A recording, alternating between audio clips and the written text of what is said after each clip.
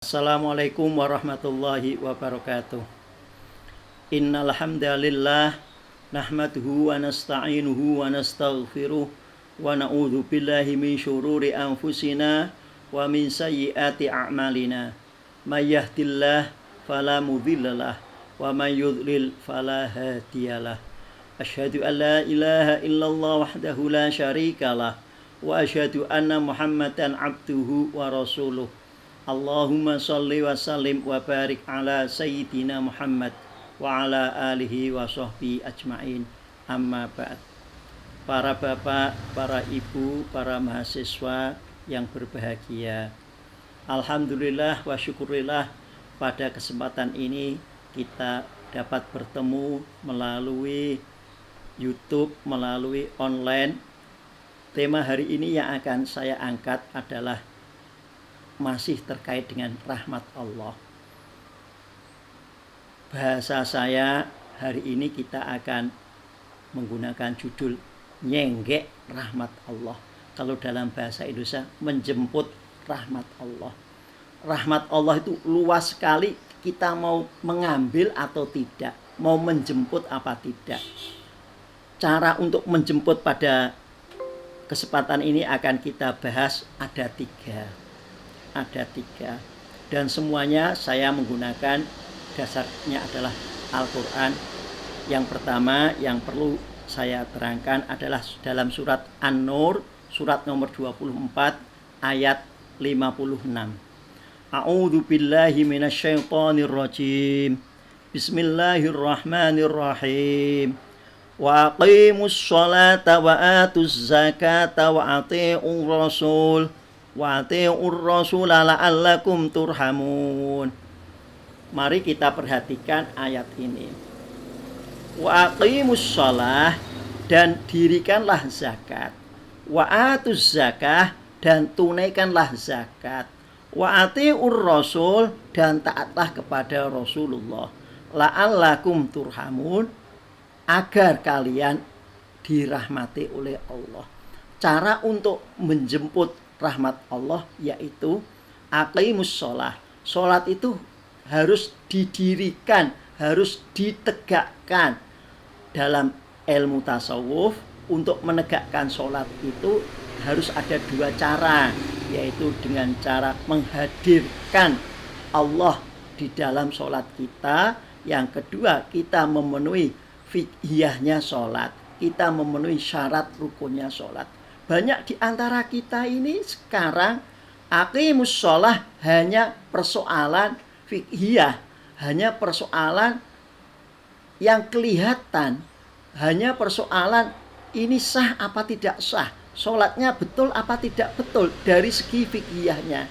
Padahal sebetulnya aqimus sholah di dalam ilmu tafsir dijelaskan menegakkan sholat itu dengan dua cara. Dengan yang pertama adalah memenuhi syarat rukunnya sholat secara syariah, secara fiqhiyah, secara konkret. Dan yang kedua yang seringkali dilupakan adalah menghadirkan Allah di dalam sholat kita. Nah, bagaimana cara untuk menghadirkan Allah di dalam sholat kita? Mari kita menengok sebuah hadis dialog antara malaikat Jibril dengan Rasulullah di hadapan para sahabat. Saya cuplikan sedikit saja hadis dari Sayyidina Umar radhiyallahu anhu.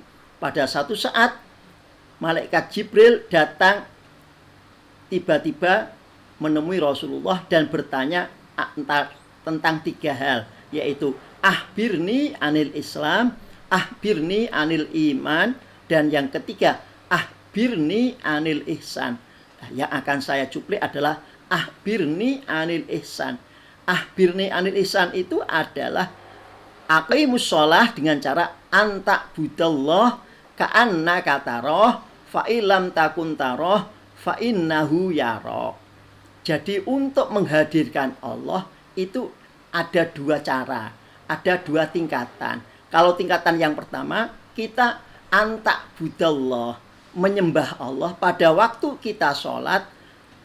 Anta budallah ka'annaka, seakan-akan engkau tarohu, melihat Allah. Kita membayangkan Allah. kita melihat Allah.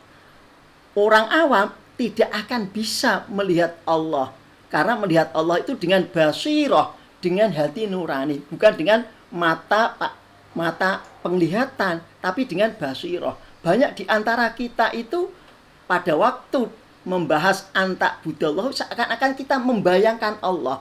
Bahkan ada orang yang memberikan fatwa, kalau kamu sholat melihat tempat sujud, nah itu tidak boleh. Apalagi yang kalau kamu sholat membayangkan Ka'bah, berarti bukan anta budallah. Anta budallah ka'annaka taroh, itu adalah tingkatannya para nabi dan para rasul serta para siddiqin, orang-orang yang imannya betul-betul kuat, sehingga antara dirinya dengan Allah itu tidak ada jarak. Itulah yang disebut dengan maqam musyahadah, makamnya orang-orang irfan, orang-orang arifin. Yang kedua, kita pada tingkatan yang kedua ini. Wa illam takun taroh, dan apabila kalian tidak bisa melihat Allah, berarti kalau kita tidak sampai pada bisa membayangkan Allah, wa illam takun taroh fa innahu yarok. Lah ini yang harus kita perhatikan. Fa innahu yarok, menghadirkan Allah itu kita yakin Allah melihat kita. Makom yang seperti ini dalam ilmu tasawuf disebut dengan makom muraqabah. Kita merasa diawasi oleh Allah. Pada waktu kita sholat merasa diawasi oleh Allah. Dan itulah salah satu syariat puasa adalah melatih kita ini merasa diawasi oleh Allah. Jadi untuk menjemput rahmat Allah, mari kita perbaiki sholat. Sholatnya tidak hanya sholat fisikal, tetapi sholat yang menghadirkan Allah, dalam arti kita meningkatkan derajatnya ke makom muraqabah, merasa diawasi oleh Allah. Yang kedua, wa'atuz zakah. Akan saya beri penjelasan sedikit saja. Wa'atuz zakah, tunaikanlah zakat. Bahasanya adalah kita memberikan zakat. Banyak di antara terjemahannya yang apa? Mengeluarkan zakat. Mengeluarkan zakat. Kalau dalam hadis ita'uz zakah, menunaikan zakat. Menunaikan apa? Berarti zakat adalah kewajiban. Berarti kalau kita kewajiban mengeluarkan zakat itu seperti kita buang air besar. Itu kalau kita tidak membuang rasanya sakit. Nah, oleh karena itu seharusnya wa'atuz zakah dan ita'uz zakah itu orang-orang yang kita beri zakat jangan disuruh untuk datang, tapi kita datang kepada orang-orang yang mustahik ini, orang-orang yang berhak untuk menerima. Jadi orang-orang muzaki, orang-orang yang berzakat datang ke tempatnya janda-janda, kepada orang-orang tua, "Mbah niki lho zakat kula." Sekarang ini kan tidak. Orang-orang tua disuruh datang ke tempat kita, seakan-akan kita ini raja, orang kaya. Ini salah. Oleh karena itu, la'allakum turhamun tidak akan sampai. Oleh karena itu, yang kedua, wa'atuz zakah. Mari, kita harus memberikan zakat kepada orang tua. Kita memberikan zakat kepada 8 asnaf. Jangan sampai 8 asnaf itu kita suruh untuk datang. Lebih-lebih panitia zakat, jangan hanya mengedarkan kupon zakat, kemudian orang-orang yang berhak zakat menerima zakat disuruh datang uyel-uyelan, kemudian ada yang sakit dan seterusnya. Ini salah. Karena apa? Tidak menggunakan bahasa wa'atuz zakah, karena kesalahan pada pemaknaan. Yang kedua yang perlu saya haturkan adalah wa idza quri'al qur'anu fastami'u lahu wa ansitu la'allakum turhamun. Yang kedua, apabila Al-Qur'an dibacakan, quri'a itu dibacakan. Dalam ayat ini yang membaca siapa? Tidak dijelaskan. Fastami'u, simaklah. Fastami'u, dengarkan dengan cara menyimak. Wa ansitu, perhatikan. Setelah mendengarkan, wa ansitu, memperhatikan apa bunyi Al-Quran itu. La'allakum turhamun, semoga kalian akan dirahmati oleh Allah. Jadi cara untuk menjemput rahmat Allah yang kedua adalah apabila kita mendengarkan Al-Quran, maka fastami'u lahu wa ansitu la'allakum turhamun. Di masyarakat kita, di Solo, di Jawa, ini sudah ada tradisi, terutama di Solo. Kalau ada orang yang meninggal dunia, disetelkan ayat-ayat Al-Quran. Sebelum waktunya sholat, disetelkan ayat-ayat Al-Quran. Hanya saja, pada waktu disetelkan ayat Al-Quran, orang yang ngelayat itu ngomong dewe, berbicara sendiri. Pada waktu disetelkan Al-Quran di masjid, maaf, penduduk yang di situ juga ngomong dewe. Ini berarti tidak akan rahmatnya Allah, tidak akan terjemput. Karena apa?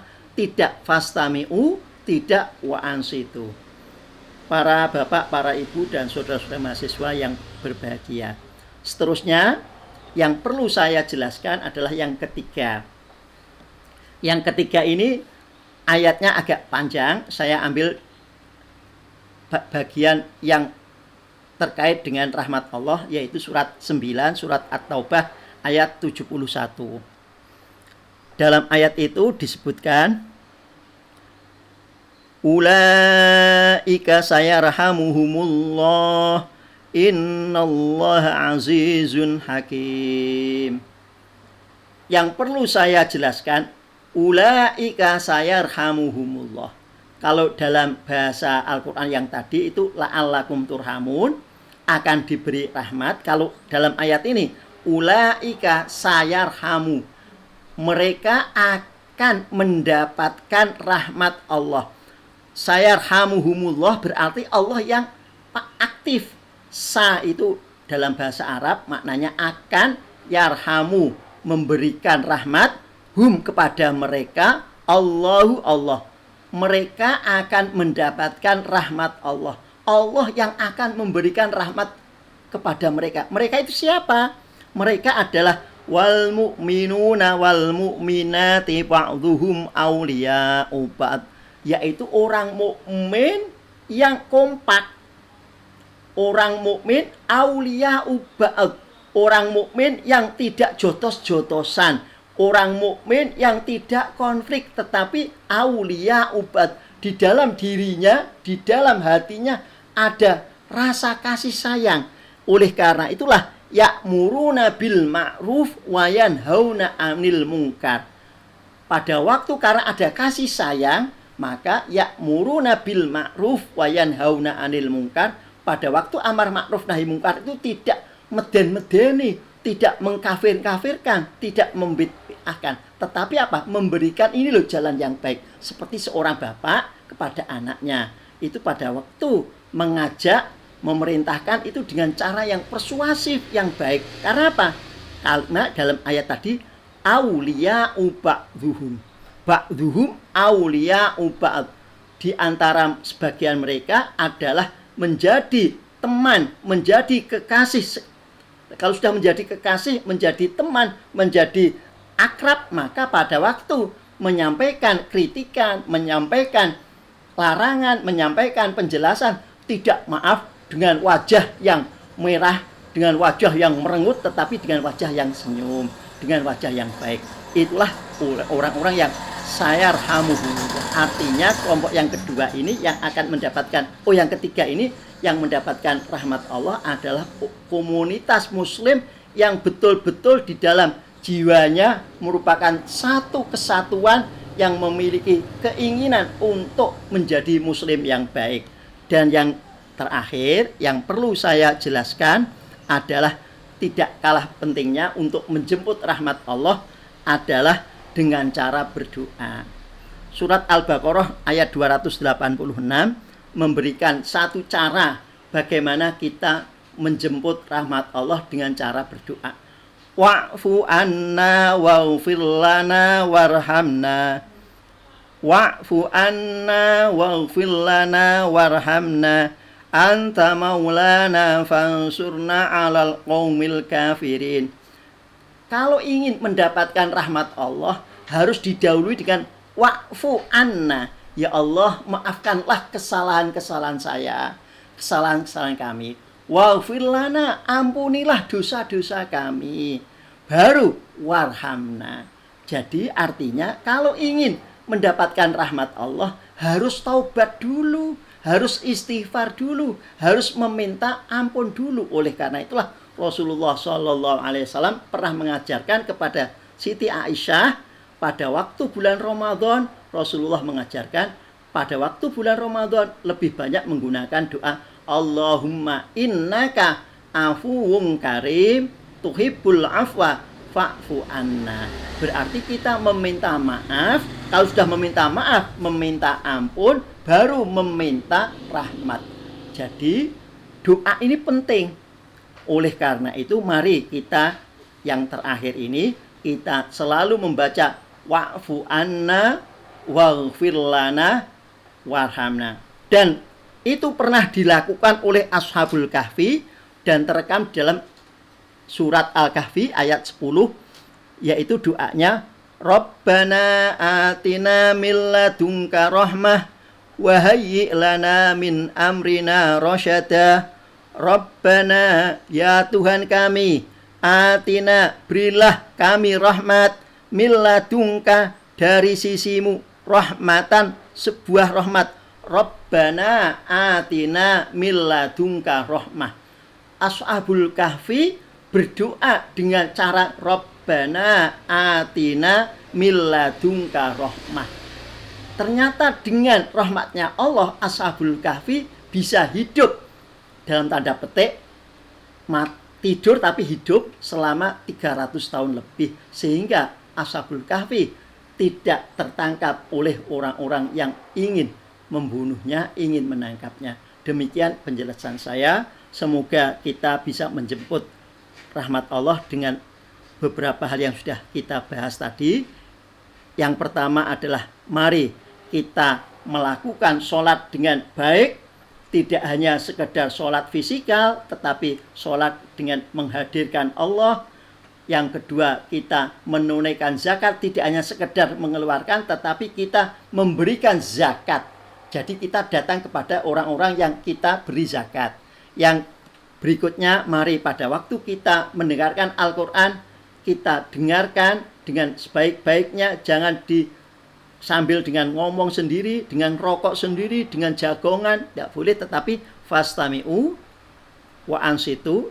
Dan yang berikutnya, supaya rahmat Allah bisa terjemput, bisa mendapatkan menjemput rahmat Allah, yang tidak kalah pentingnya adalah mari kita menjadi komunitas muslim yang kompak, yang mengasihi temannya, mengasihi saudaranya muslim. Jangan sampai pada waktu amar ma'ruf nahi mungkar menyalah-nyalahkan, membid'ah-bid'ahkan, bahkan mengkafir-kafirkan. Dan yang terakhir, mari kita selalu berdoa wa'fu anna waghfir lana warhamna. Kalau menggunakan doanya Ashabul Kahfi, Rabbana atina min ladunka rahmah. Demikian yang bisa saya sampaikan, semoga bermanfaat. Wa sallallahu ala sayyidina Muhammadil ummi wa ala alihi wa sahbihi wasallam. Walhamdulillahi rabbil alamin. Wassalamualaikum warahmatullahi wabarakatuh.